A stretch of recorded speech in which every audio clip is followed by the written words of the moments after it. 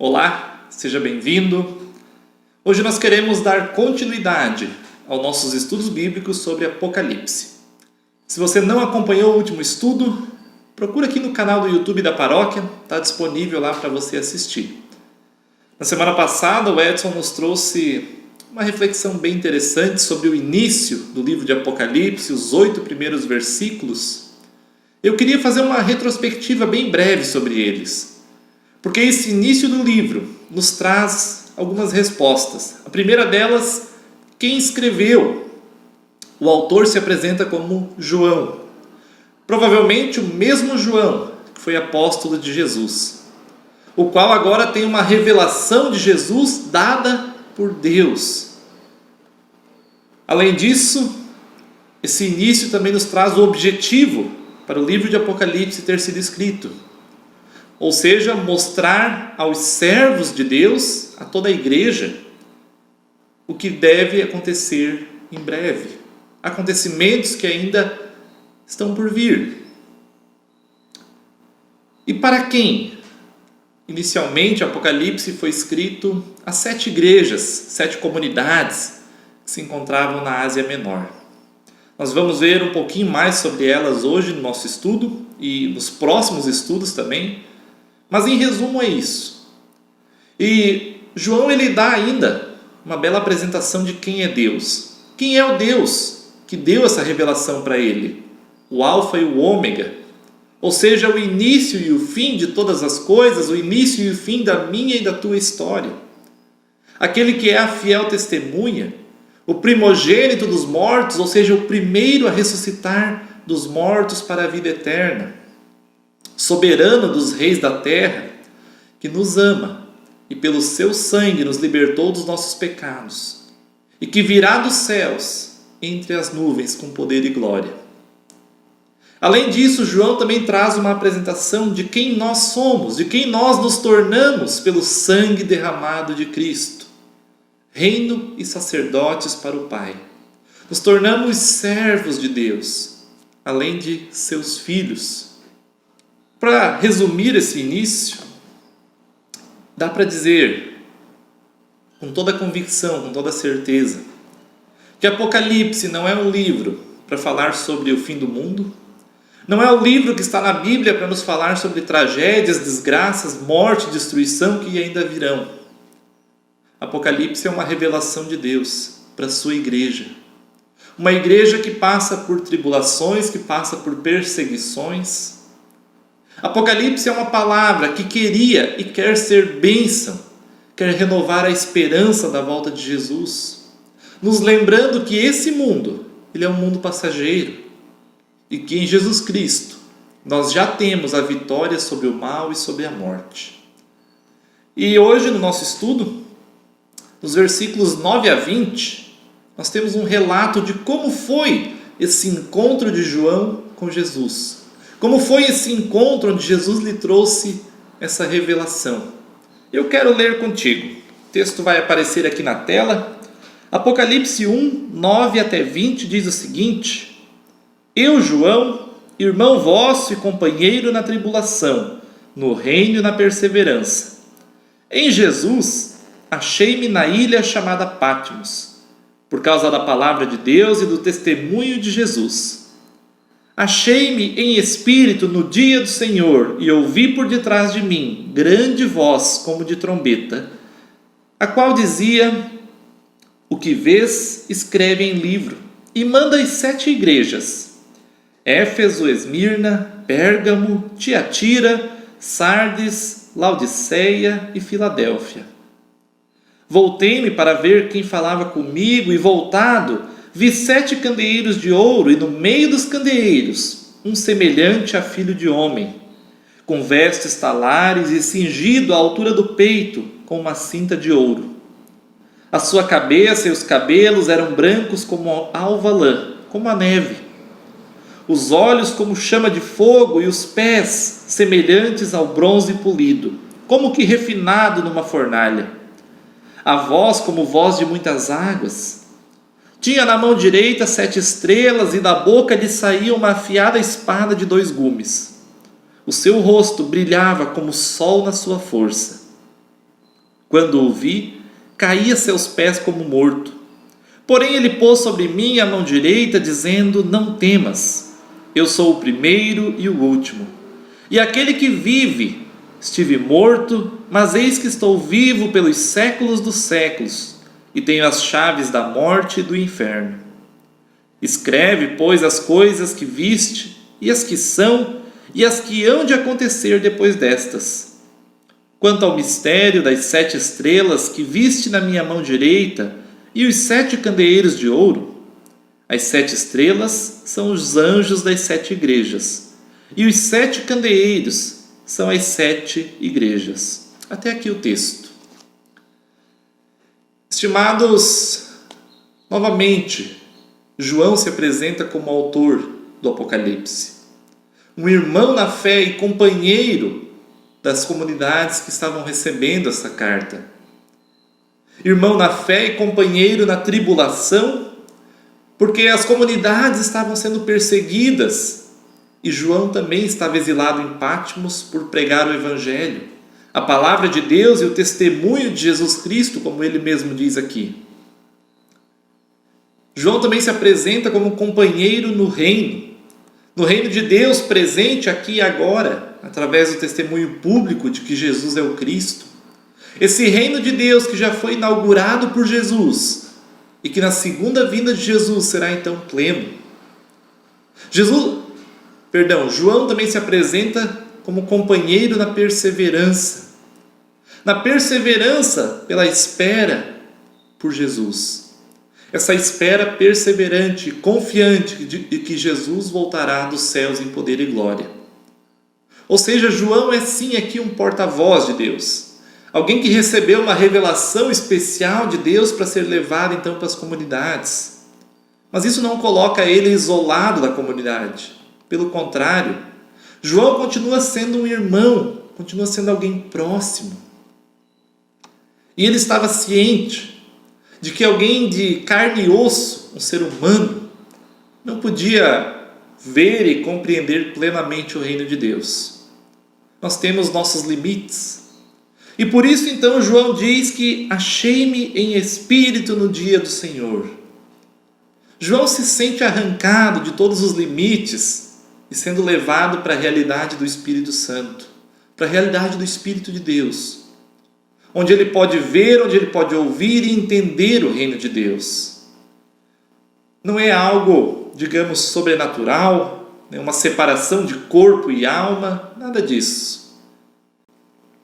João sente o Espírito de Deus trabalhando na sua vida, levando ele a entender e compreender o reino de Deus que lhe seria apresentado.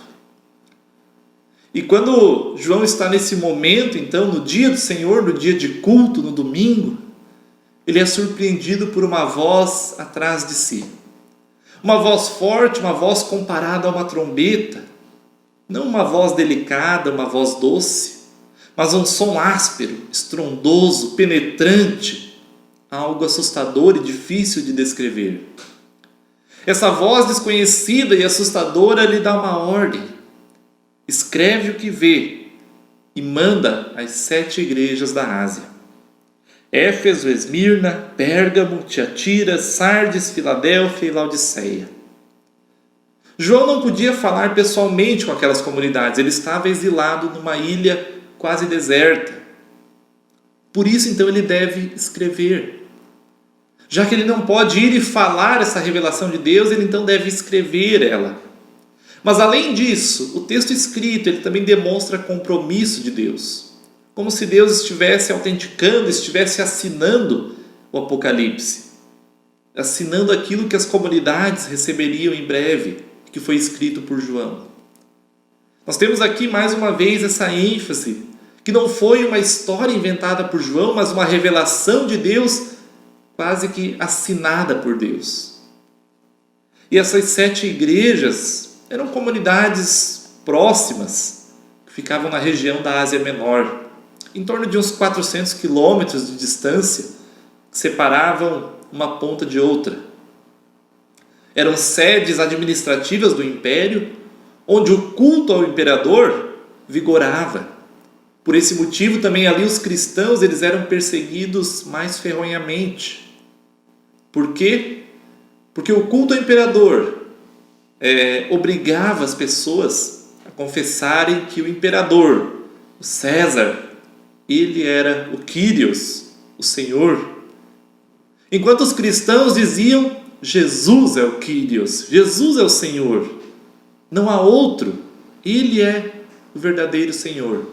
E por esse motivo, então, os cristãos eram perseguidos pelo Império Romano. E essas cidades, citadas especificamente aqui, eram cidades onde o culto ao imperador era muito forte. Eram sedes administrativas do Império.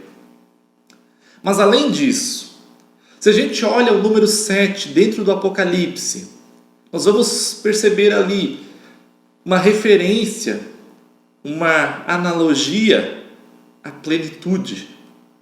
O número 7 dentro do Apocalipse, ele significa algo pleno, algo completo, algo divino.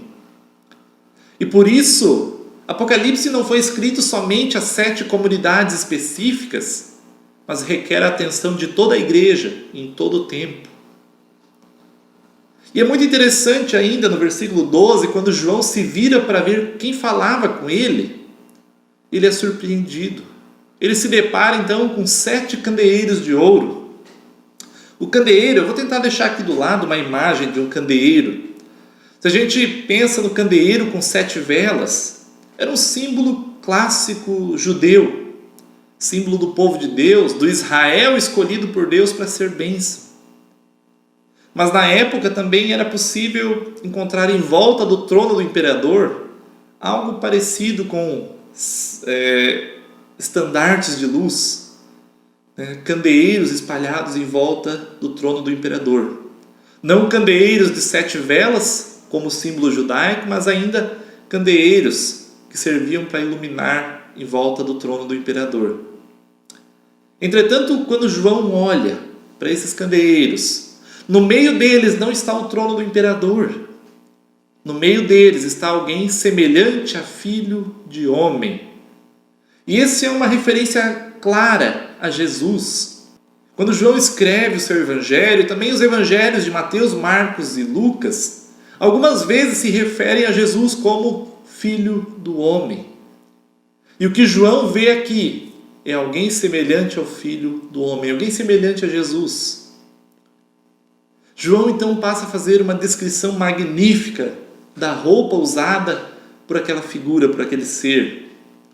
Isso era uma descrição importante na época, no contexto em que eles viviam, onde a vestimenta falava muito sobre a pessoa. Você era o que você vestia.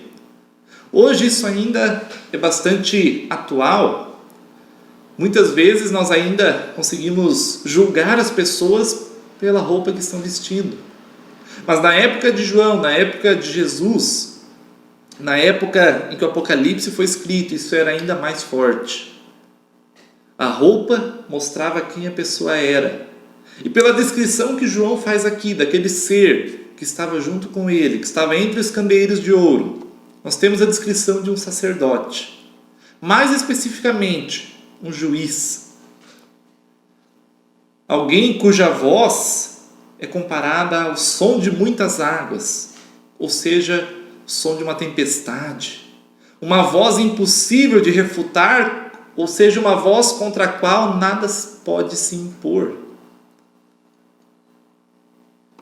E essa figura, então, está ali, segurando 7 estrelas em uma das suas mãos. Uma figura mesmo popular na época. Existem moedas do imperador segurando 7 estrelas. Era um símbolo de domínio. Mas esse mistério sobre as estrelas ele é revelado no versículo 20. Nós vamos ver isso mais adiante. Da mesma forma, também a espada saindo da boca aponta não para um guerreiro que usa a espada nas mãos, mas para um juiz, cujas palavras são sentença de vida ou de morte.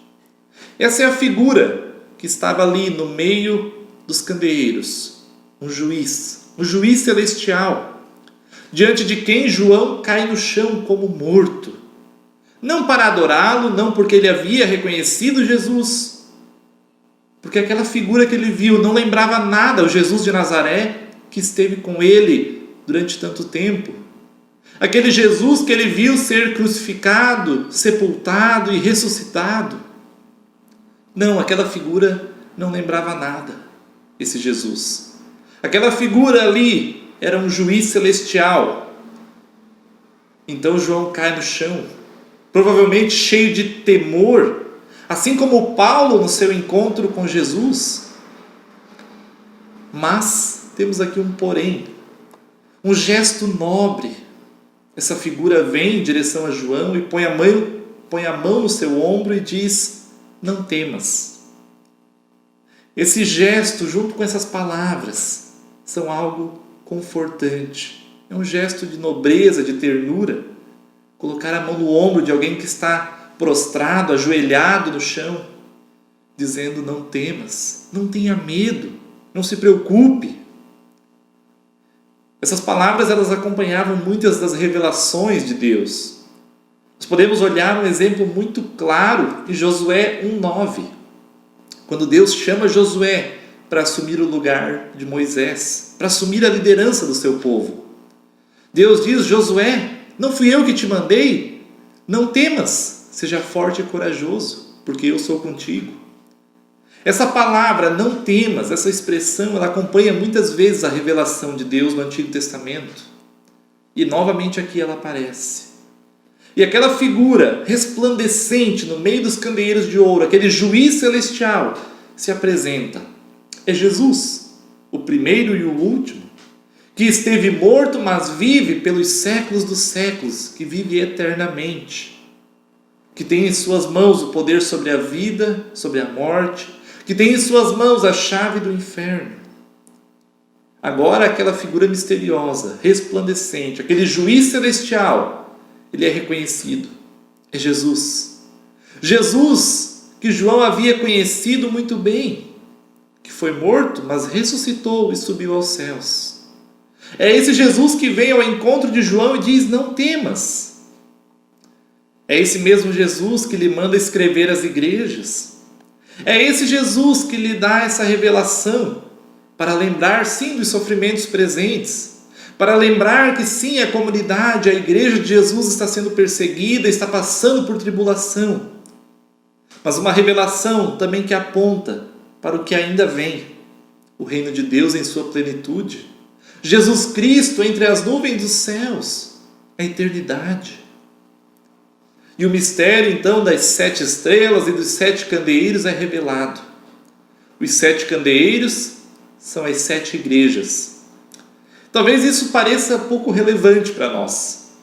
Mas se nós lembrarmos o que eu disse há pouquinho tempo atrás, de que o candeeiro de 7 velas era um símbolo judaico do povo de Deus, Jesus agora aponta, então, para aquelas comunidades, constituídas principalmente de gentios, de pessoas que não eram judeus.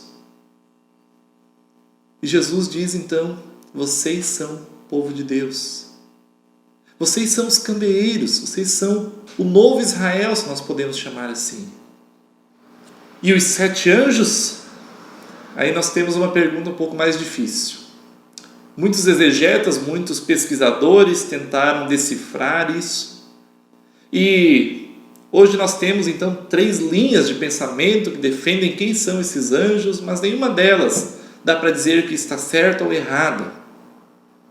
A primeira delas diz que esses anjos são realmente seres celestiais, anjos de Deus, anjos como anjos mesmo, mensageiros de Deus, que estariam guardando comunidades específicas. Mas isso é um pouco estranho. Pensar em um anjo que cuida de uma única comunidade, tipo um anjo da guarda. E além disso, as cartas, que nós vamos ver no próximo estudo, vamos começar a ver sobre isso, elas são destinadas a esses anjos. E é estranho pensar em Jesus mandando uma carta a um anjo através lá de um simples João. Não faz muito sentido. Uma segunda linha de interpretação diz que os anjos são lideranças da igreja. É uma possibilidade, mas muitas questões se opõem a essa ideia também, já que seria terrível pensar em toda uma comunidade sob a total responsabilidade de uma única pessoa. Não era assim que as comunidades se organizavam. Em terceiro lugar, nós poderíamos pensar nesses anjos como apenas um símbolo, uma figura alegórica, como mais tarde também João usa tantas outras figuras de linguagem. Uma figura aqui usada de repente para falar da igreja em si, dando uma dupla ênfase na comunidade que recebe a palavra de Deus e o testemunho de Jesus Cristo através de João. São possibilidades e é difícil dizer qual delas é a certa, qual é a errada. E como a Bíblia não deixa claro quem são esses anjos, também não cabe a nós especular demais esses detalhes. Há mistérios que nós vamos conseguir entender somente na eternidade, somente perguntando para Deus. O fato é que esses versículos 9 até 20, eles nos lembram novamente quem escreveu essas palavras. João, um porta-voz de Deus, mas também um irmão, um companheiro nas alegrias e nas tristezas, alguém que realmente sabia o que as comunidades estavam passando, alguém conhecido, gente como a gente. E João escreve isso mandado por Jesus. Não foi uma invenção sua, não foi algo que ele tirou da sua própria cabeça, mas foi de fato uma revelação dada por Deus. E Jesus, aquele Jesus que foi morto e ressuscitou, se apresenta agora como o juiz sobre o mundo todo, soberano sobre o mundo todo, mas que vem em primeiro lugar para anunciar esperança, para exortar e orientar antes de condenar. Esse Jesus que subiu aos céus, ele continua cuidando da sua igreja. Uma igreja composta não só pelos judeus, mas por todos aqueles que confessam que Jesus é o Cristo, por todos aqueles que ouvem as suas palavras e as guardam, que pelo sangue de Cristo derramado na cruz, são agora reino e sacerdotes, servos de Deus nesse mundo. Jesus ama, cuida e se preocupa com a sua igreja, lhes orientando através da palavra escrita, assumindo um compromisso com aquilo que foi entregue às comunidades. E como isso é maravilhoso. Por isso, novamente, Apocalipse não é um livro para falar sobre o fim do mundo, para falar sobre tragédias, morte e destruição, mas um livro para anunciar a esperança do Evangelho, a esperança da vinda de Jesus em poder e glória para trazer o reino de Deus em sua plenitude.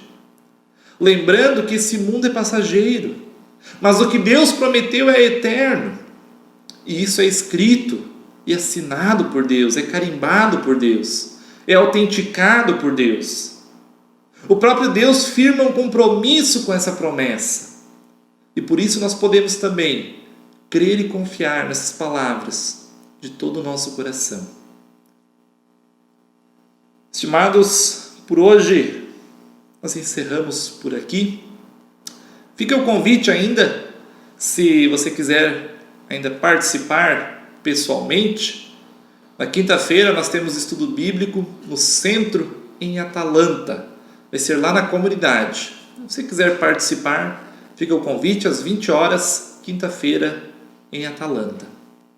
Ali você também pode tirar dúvidas, pode perguntar algo que de repente não ficou bem explicado, mas nós também estamos à disposição. Eu, também o Edson, qualquer coisa, entre em contato com a gente. Pergunta, não fica com dúvidas. Nós também não sabemos todas as respostas, mas aquilo que sabemos, nós queremos compartilhar contigo. Que Deus nos abençoe e na semana que vem, novamente, nós temos estudo bíblico sobre a carta à igreja em Éfeso.